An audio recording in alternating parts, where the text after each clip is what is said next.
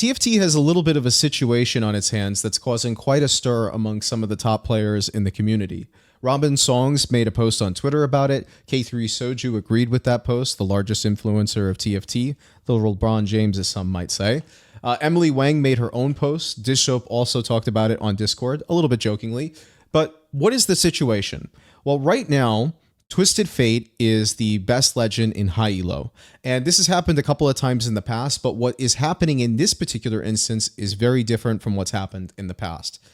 65% of people that are playing multicasters, which is statistically the best performing comp right now, are using Twisted Fate. 70% of people that are playing Nyla are playing Twisted Fate, which effectively means that these two comps are somewhat enabled by Twisted Fate. 47.5% of people playing Mordekaiser are playing Twisted Fate. 43% of people playing Cho Bidem or Cho'Gath reroll are playing Twisted Fate, but this is only the percentage that Meta TFT can reliably determine. It's probably even higher than what these numbers suggest. And so what's different about this from TF becoming meta in high elo in the past is that usually it's only one comp that's imbalanced that everybody's forcing.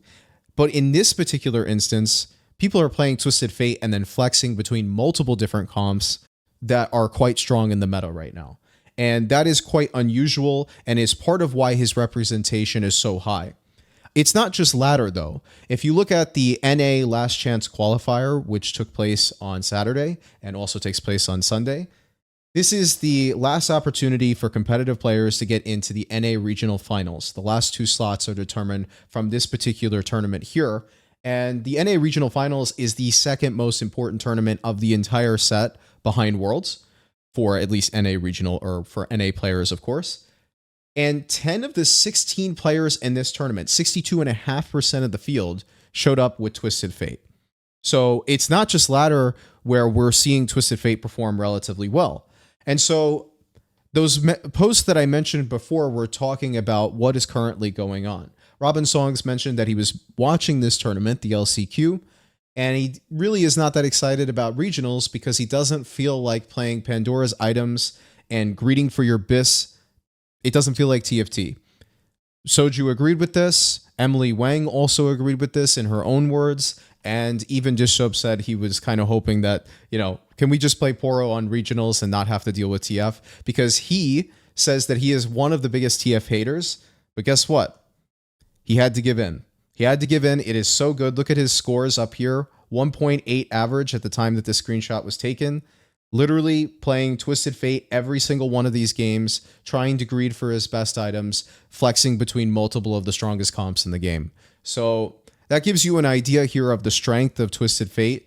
It is, again, because of the fact that you can flex between multiple comps. And there's a weird meta that's sort of developed here that I want to show you from the LCQ. So this is a spot from one of the players that was in the tournament, one of the 16 players. And one of the things that's happening in high elo, because so many people are playing Twisted Fate, or because the game has become so inflexible where you have to commit very early, I want to show you what an early game scouting session can really tell you about what's going on, as opposed to maybe in the past. So first thing of note here is that Cambuli is playing with let me go ahead and full screen this here. Cambuli is playing with a Galio on his board with Gargoyle.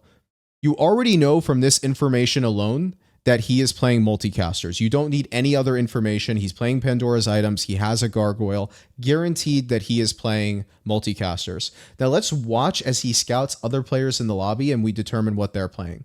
So Ramblin is playing, we're not really sure. It's funny. He's the only person we really can't tell in this clip that I'm about to show you because he is one of the only people that is not playing a very committal line on early stage 2. However, one thing I will say is that his items are very favorable towards Azir because he has a bow, which can make a Shiv. He can make a Nashor's. So one of the things you want to pay attention to is what item he slams moving forward. And that will give you an idea of his direction. But for now, Ramblin is actually one of the harder ones to tell.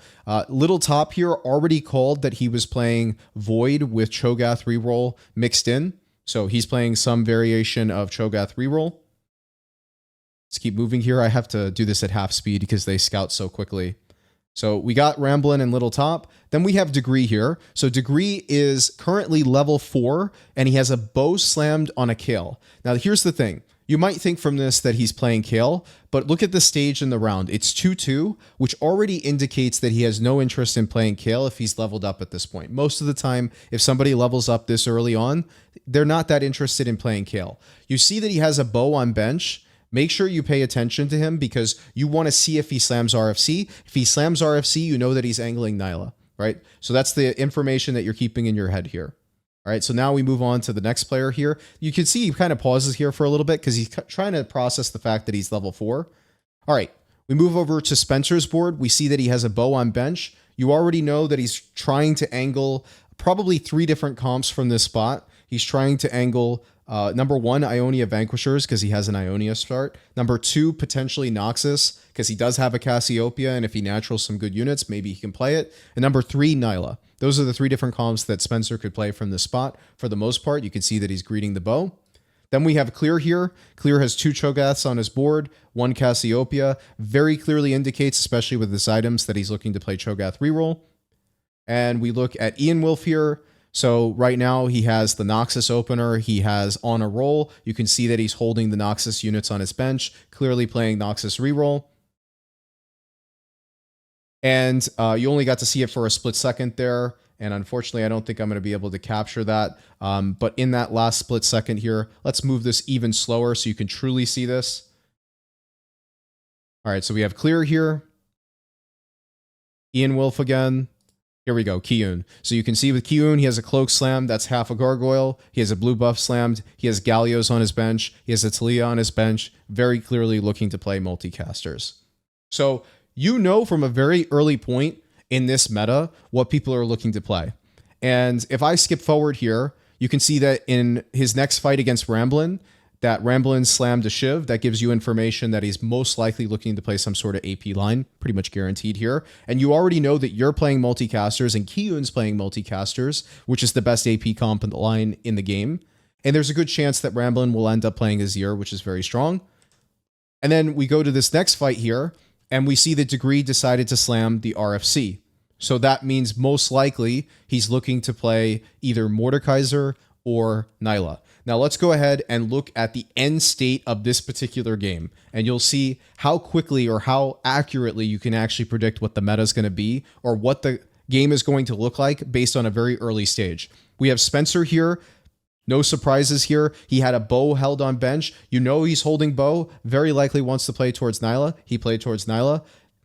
This guy played Nox's reroll exactly as expected. Degree ended up playing Nyla exactly as expected based on the fact that he slammed RFC. Little Top, he called what he was playing, so no surprise that he ended up playing Void reroll. Kiun, no surprise that he ended up playing multicasters. Cambuli, no surprise he ended up playing multicasters. Ramblin', no surprise that he ended up playing Azir. And then finally, Clear, no surprise that he ended up playing Cho'Gath. So literally on 2-2, maybe with 2-3, I would argue, you already know what every person in the lobby is looking to play. So you already know what line you can commit yourself to with Twisted Fate that's going to be as uncontested as possible. It's okay if you have one other person that's contesting you, but this is very unhealthy. In fact, Mortdog talked about this a couple of months ago when Twisted Fate was really popular in the community, and Bastion of Phelios, I believe, is when this post got made. This is when people were slamming triple Locket on Bastions. Like you played 6 Bastion with triple Locket